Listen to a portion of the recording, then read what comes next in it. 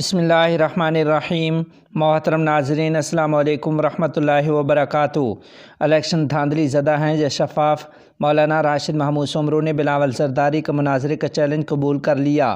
تفصیلات کے مطابق جمعیت علماء اسلام سندھ کے سیکرٹری جنرل علامہ راشد محمود سومرو صاحب نے مورو دھرنے میں بلاول بھٹو کو جواب دیتے ہوئے کہا ہے کہ بلاول صاحب یہ دیکھ لیں، میں فارم 45 ساتھ لایا ہوں، اب بتائیں کہ مناظرہ کہاں اور کب کرنا ہے، کس نیشنل ٹیلی ویژن پر کرنا ہے، الیکشن کمیشن یا سپریم کورٹ اور کسی عوامی دھرنے میں مناظرہ کرنا ہے۔